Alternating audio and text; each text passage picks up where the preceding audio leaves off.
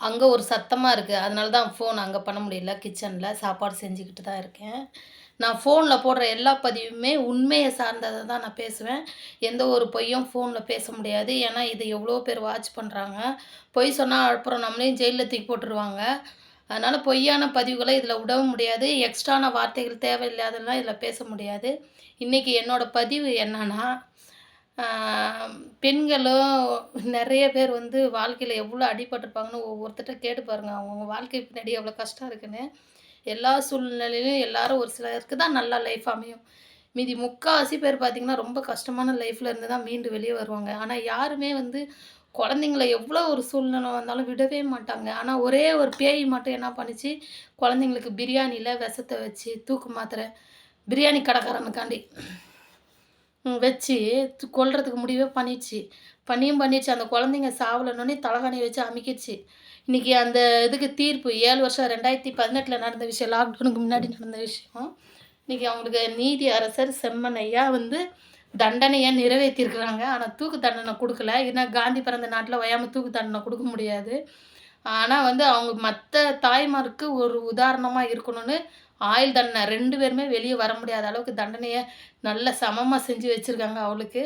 அவ வந்து என்ன பண்ணா, அழுது ட்ராமாலாம் பண்ணா. எங்க குழந்தை இறந்து நம்ம ஒரு கேஸுக்கு வரோன்னா, இந்த ஒரு கிளிப்பு, நெயில் பாலிஷு எல்லாத்தையும் அடிச்சுட்டு வந்து ஆன்னு அழுதா, மக்கள் பார்க்குற மக்களுக்கு உன்னுடைய தோற்றம் தெரியாது. நீ அழுவுறியா? வேதனையில இருக்கியான்னு பார்க்குற ஜட்ஜ் ஐயாக்கு ஒண்ணு தெரியாதா?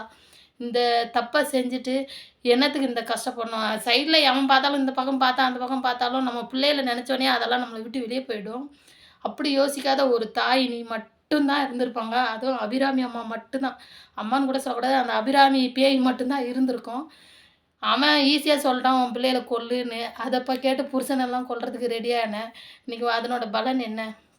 நம்ம ஒண்ணும் மன்னராட்சியில இல்ல. இந்த மாரி கொலைகள்லாம் செஞ்சுக்கிறதுக்கு ஒரு 4 பொண்டாட்டிய தேடிக்கிறதுக்கோ, இல்ல 1000 பொண்டாட்டிய தேடுறதுக்கோ மன்னராட்சி கிடையாது.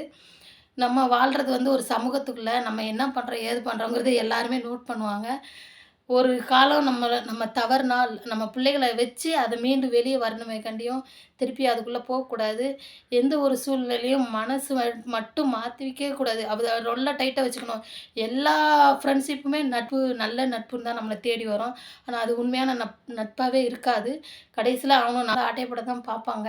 அதனால அந்த மாரி செய்யாதீங்க. மதுரையிலயும் இப்போ ஒரு புருஷன கொன்னுடுச்சு 2 நாளைக்கு முன்னாடி. 3 வயசு குழந்தை சாட்சி சொல்லிருச்சு. இந்த நபர் தான் அங்க வந்தாங்க. அப்பாவ வெட்டிட்டாங்க அப்படின்னு. அந்த அளவுக்கு நெனைக்கிறாங்க. நம்ம தப்பு செஞ்சா யாரும் பார்க்க மாட்டாங்கன்னு. அப்படிலாம் நெனைக்கவே நெனைக்காதீங்க. தப்பு செஞ்சா மாட்டுறது உறுதி, உறுதி. இத நான் எப்பவுமே சொல்ல விரும்புறேன்.